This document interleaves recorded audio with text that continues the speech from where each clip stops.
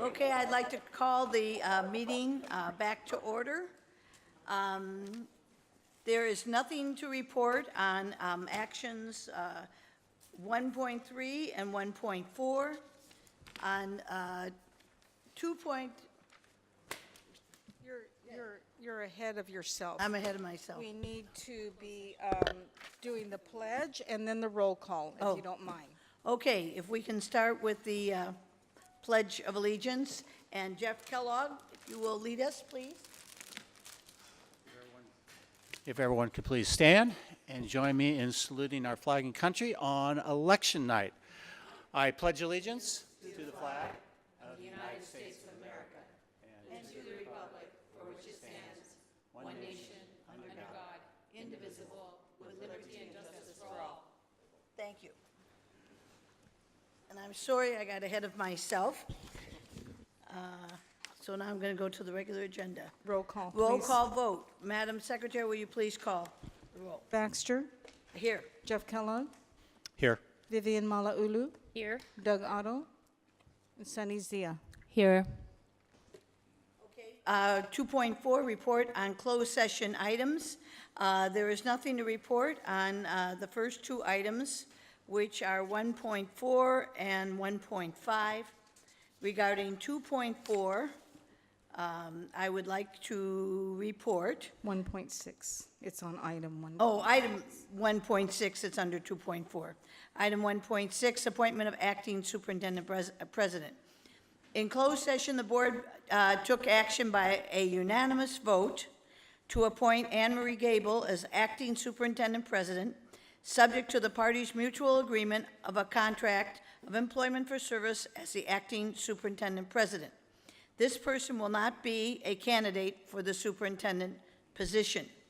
And I would like to explain to the public the difference between acting and interim.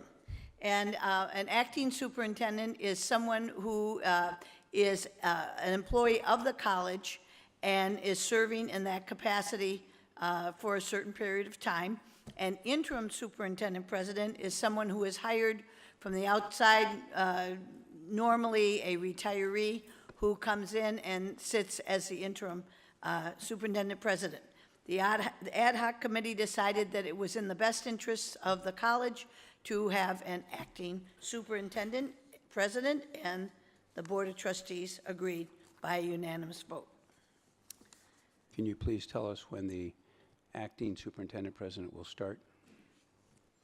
Trustee Otto, that is an excellent question. December And- 19th. Pardon me? December 19th. December 19th. I was going to say, her contract will be approved at the December 13th meeting, and she will take office December 19th. Thank you for asking. Congratulations. Yes, congratulations.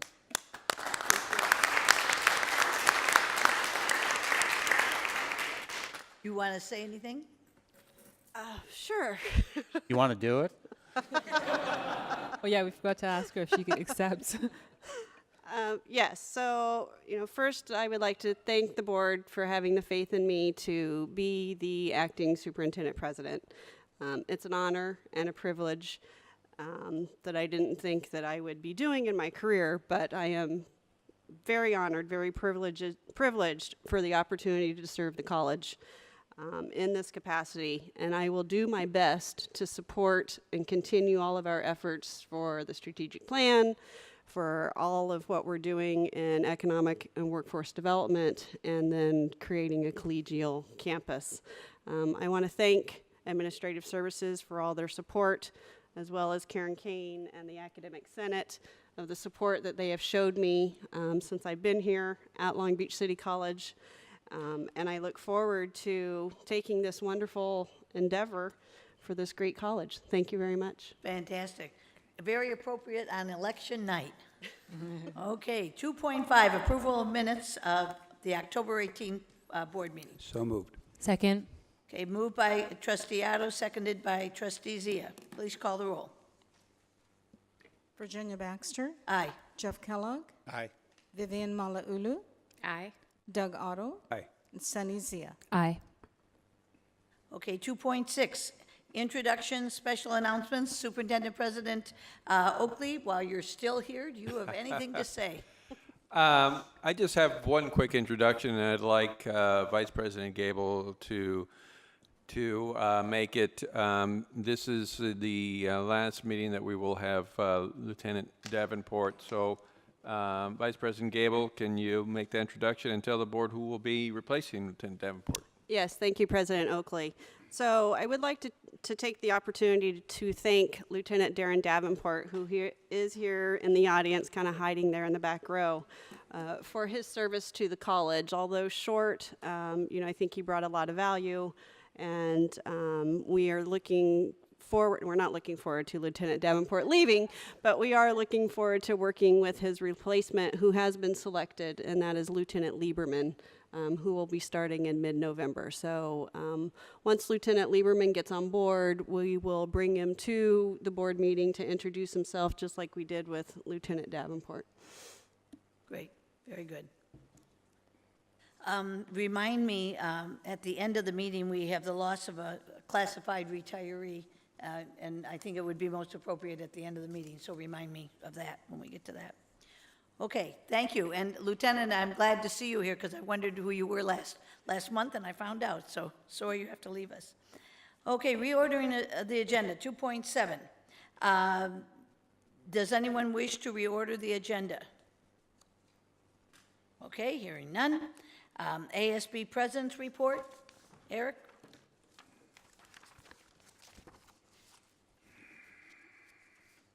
Hello, good evening, everyone. So from ASB, we've been doing a lot over the last couple months. 5 members of the ASB leadership will be attending the SSCCC General Assembly this weekend, along with Alejandro. They'll be discussing different stances on resolutions for California community colleges. So it should be a really great weekend. Also, our Cultural Affairs Council kicked off Native American Heritage Month last week with a flash mob round dance in front of the A building. It was really fun. There's videos all over LBCC's ASB. Throughout the month, they will be holding a fundraising drive for the protectors of Standing Rock Reservation in North Dakota, and will end with a mini powwow at LAC at the end of the month. The ASB Sustainability Committee will host a campaign for America's Recycle Day on November 15th, which will also feature a pop-up relating to the Long Beach Bicycle Master Plan. On November 18th is sadly our last meeting for ASB, but we will also be working with President's Ambassadors to participate in a focus group with the Strategic Plan Oversight Team, and we're looking forward to that. Each of you will receive an invitation to our awards banquet, which is December 1st, as we honor the Viking Award winners at another successful semester. And lastly, we encourage you all to stop by T1200 after the meeting's over. Hopefully it's a quick meeting. As many students and faculty are going to be watching the election results come in on the big screen, and we'll have free food as well. Thank you. Excellent. Thank you, Eric. Oh, yes, we can look right across. You can see it on the screens. Excellent. Okay, public 2.9, public comments on agenda items. A total of 3 minutes will be allotted to each speaker. I see no comments, so that we will move on. 3.1, draft of the superintendent president profile. And Dr. Narcissa Polonio will be talking to us from, I assume, Washington, D.C., or wherever she is. She's the Executive Vice President of Research, Education, and Board Services of ACCT, has been selected to be the consultant for our superintendent president search. She is going to talk to us about the draft of the superintendent president profile. And this was gleaned from the public forums of the faculty, the classified and the public, on October 21st. And this is being presented for changes, and the action item for approval will take place on December 13th. So, hello, Narcissa. Welcome. Hi. On a side note, where do you think I am tonight? In Washington, D.C. At the foot At a of the big Capitol. election celebration. At the foot of the Capitol. Yes. All right. First, I really do want to thank all the individuals who showed up for the forums. I think that was very helpful. The superintendent president profile draft that you have in front of you really represents what we've heard in all of those forums. Now, let me say, since this profile was put together, we have received an additional 70 input. We have received input from staff, faculty, students, administrators, and community members. And pretty much what I was glad to see was that many of the items included in the profile were affirmed by the individuals that we heard from. The themes that were captured in the comments by summary included student success, the support of the strategic plan, a fair and visible leader, someone with classroom experience and a strong community college background, somebody who can believe in LBCC's missions and culture, somebody who values the faculty and the reaffirmation of shared governance. So those were basically all the points already in the report. We did get a lot of other comments. Some of them will be more appropriate to share and use as part of the questions and formulating questions for the candidates. For example, looking for the management style, whether it's a bottom-up management style or a top-down. Somebody with experience in enrollment management. Somebody who has demonstrated honesty and integrity throughout their career.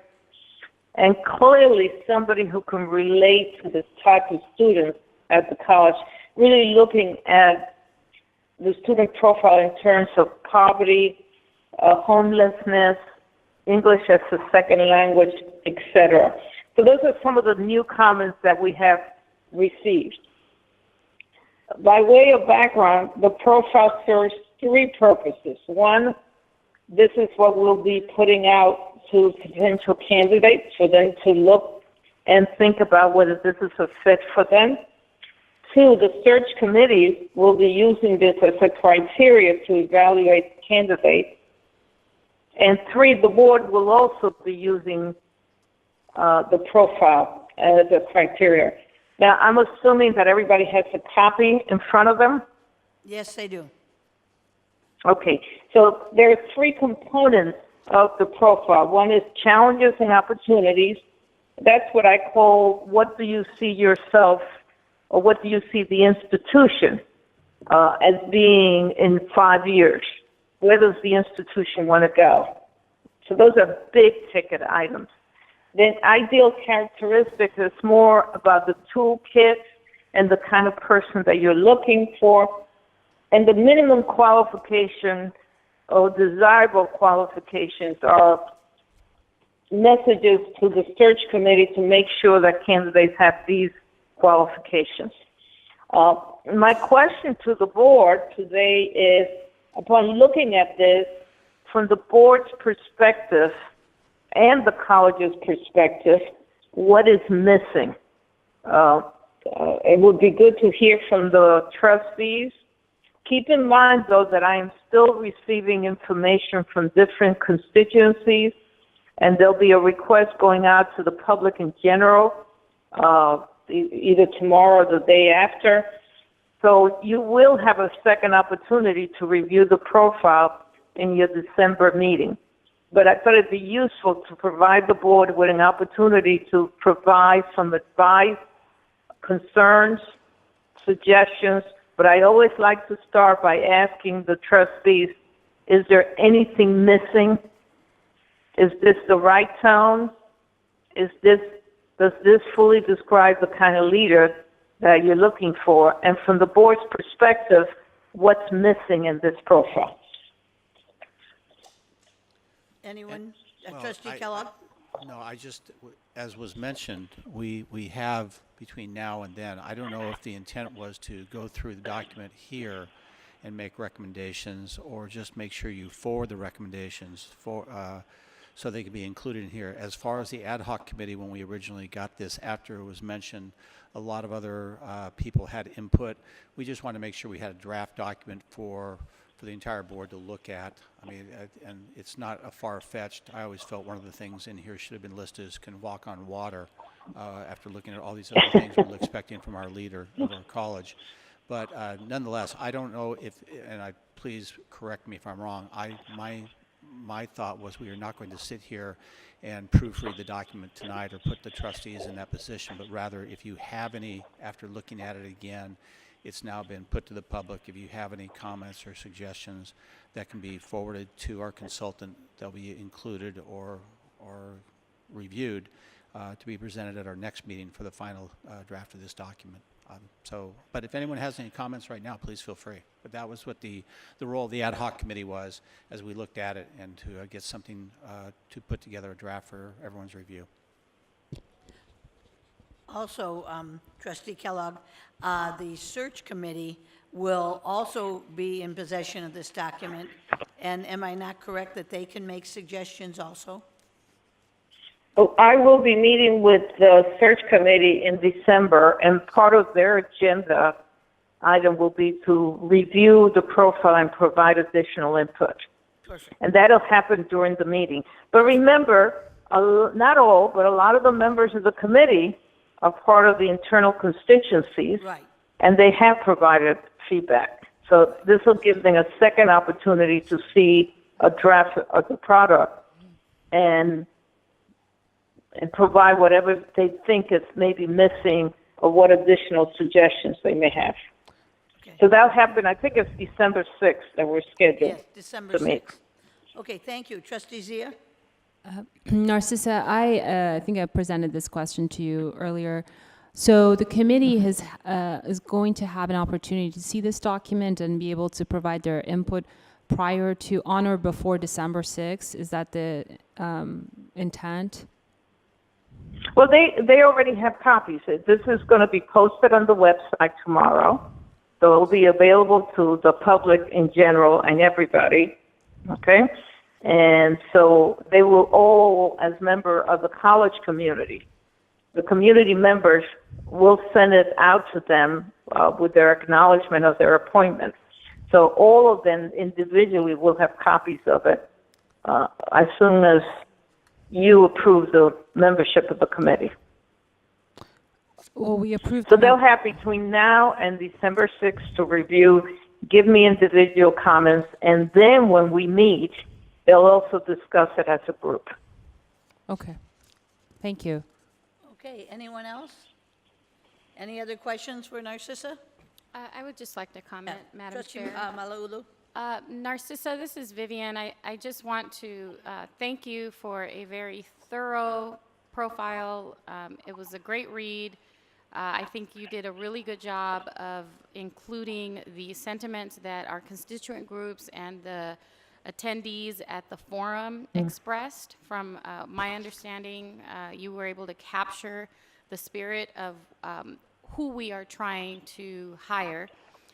One thing, I remember, the word warm and fuzzy was used during one of the forums, and I see that phrase was omitted from the profile. So maybe just consider, our next superintendent president, there were some constituent groups that wanted that person to be warm and fuzzy. But other than that, I think you did a really great job. Thank you very much.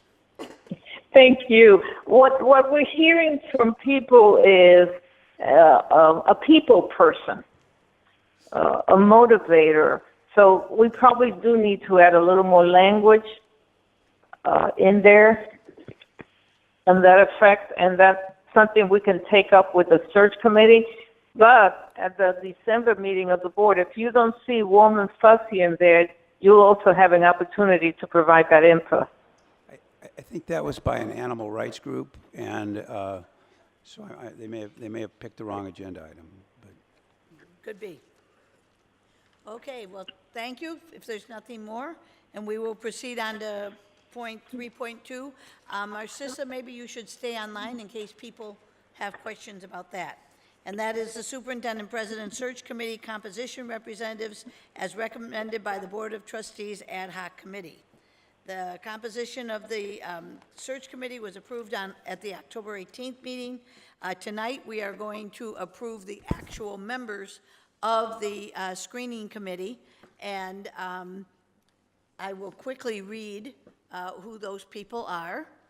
There are 21 people, plus one non-voting equal employment opportunity representative, and they are composed of 2 from the Academic Senate, Karen Kane and Jorge Ochoa, 1 from the Full-Time Faculty Union, Sophia Bias, 1 from the Adjunct Faculty Union, Curtis Williams, 2 from the AFT Classified Union, Thomas Hamilton and Corinne Magdaleno, 2 student representatives, Alejandro Lomelli and Dalziel Arabula, 3 from the management team, 1 of which will be the chair.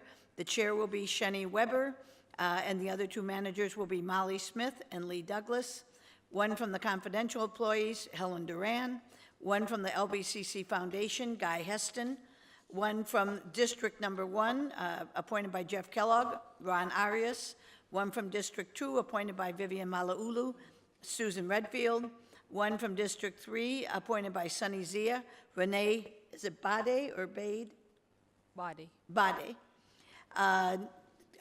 1 from District Number 4, appointed by Doug Otto, Bob Foster. 1 from District 5, appointed by Virginia Baxter, Jeff Wood. 1 at-large community member appointed by the Ad Hoc Committee, Carmen Perez. 1 from the Long Beach Unified School District, Chris Steinhauser. 1 from California State University, Long Beach, Dr. Min Yao. And then the equal opportunity appointment will be Rose Delgadio, Vice President of Human Resources. Non-voting. And we need a motion to approve this list. So moved. Okay, moved by Trustee Otto, Second. seconded by Trustee Zia. Please call the roll. I have a Oh, is there question. any discussion? Sorry. You know, I brought this up last time around and I didn't get an answer as far as who should be the chair. I don't think it's appropriate for district staff to chair this committee. Maybe the non-voting. I would like to understand how that was selected. 1, the chair. 2, how did we do it last time? I believe it was a community representative that chaired this committee last time, but I could be wrong. So if someone can answer that question for me, I'd appreciate it. Do you remember who the chair was? I think Anne Marie provided that last time around. The last chair. Yeah, for the last No, search that we did, I believe it was a community member, and I think there should be a bit of a separation because, you know, Oh, I don't think it was a community member. Superintendent President Oakley, do you remember? We'd have to go back to be certain.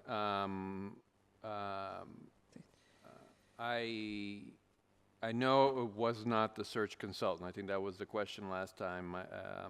But we'd have to go back through the record to figure out exactly who chaired it. I don't remember. The reason why I proposed and Jeff proposed Shani Weber is she was the senior management and also has been in the management team the longest. I don't know that she has more seniority over Lee Douglas. well, I think Rose has more seniority. But she's the non-voting member. Yeah, and I think that would be appropriate because if you have voting members chairing, I hesitate to have someone, you know, I'd like to have a little bit more of a firewall, and I don't understand what the chair's responsibility would be. Maybe we could start off there. Would you like me to give a little more information of the role of the chair? Yes, please, Narcissa. Would that be helpful? Yes, please. Okay. The chair basically just convenes the committee, and if there's a tie or something that we need to deal with, they will provide advice. But the truth is that I facilitate the meetings. We use consensus building as a way of reaching all the decisions. So all voices are equal in the room. The only role of the chair is that we need to designate a chair. so that you have one person that convenes the meeting. But, for example, if the press has any questions, that goes to the chair of the board. If there are any formal issues that come up, we will have to go back to the chair of the board to respond to those questions. So this is basically a supportive role to help me in convening the meetings and facilitating the process. But the chair will carry no more weight than any other member of the committee. Well, why can't we have you as the chair then? Because you probably need somebody who's there all the time as issues come up, and that way I can stay in touch with that person. They can make sure that the rooms that we have designed and the time schedule and all the logistics that needs to be taken care of has been handled. And that person will work directly with Jackie Ham to make sure that all those things are in place. But keep in mind, the search committee is only going to meet 3 times. One time to get training and review the profile. The second time to decide who they want to interview. And then the third time is to actually conduct interviews and make a selection. So this person is not going to be holding public meetings. They're not going to be representing the college. Then that's not part of the role of the chair. Their role is basically to assist me and to help with the facilitation of the meetings. Well, if you're So going to that's be there, basically it. well, if you're going to be there, which I'm hoping you will for all the meetings, Oh, I will definitely be there for all those meetings. then it kind of refutes the point of having someone, be the committee chair that is always there. You can fulfill that role. I like the independence of having that person be outside of our voting member body, just so we keep it a little bit more intact, and also from the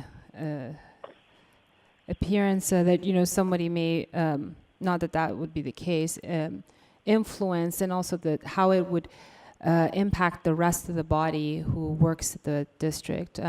I would suggest, if it's the desire of my colleagues, to consider either not having a chair and rather having a facilitator, be it Narcissa, so that it's an equal playing field for everybody who's participating. Okay, thank you. Trustee Otto? Yeah, if I recall, what happened last time was that we made a conscious decision not to have the to have the consultant be the chair, because the consultant needed to be outside the process. She's in many ways orchestrating the process by doing the things that, in this case, she was hired to do, and it's a role confusion to try and have that person then lead a meeting, because it would be subject to criticism that the consultant was running things as opposed to facilitating things. And I see this, that's what was decided the last time we did a superintendent president search. And now, with the additional explanation that there's only 3 meetings, and the description that was given by Chairman Baxter, it seems like you need a convener. You need somebody to open the meetings and call on people and do stuff like that. But I don't see the conflict. It seems to me a reasonable solution. I don't think anybody's got their thumb on the scale or can be construed to be that way, unless somebody can make a case for that. So I'm happy to go along with the recommendation. Okay, thank you. Trustee Kellogg? Just to follow up, and really the comments were made about the process where we came as the ad hoc, when these good questions actually were raised, and to what our recommendation to have an individual. And we did look at other searches, how they dealt with it, and it's been, I'm not going to repeat from Trustee Otto to others, that why we came up with this to do it, and I still think it's the best way of all.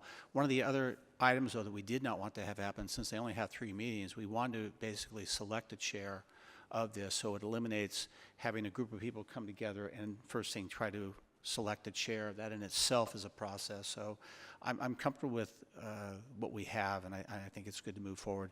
One point I did want to make because, and I believe because the people selected by each individual trustee were from each of those trustee districts. And my understanding is we actually did the addresses to make sure, so no one could sit there and say that they were not part of, they weren't in our individual district. I know that we mentioned that, and I'm assuming that did happen. So each one of our appointments are from our respective areas, and that way we have a good cross-section of people on this committee. So I raise that. It's almost as a question, but I'm assuming that did take place. Okay, Trustee Malauulu?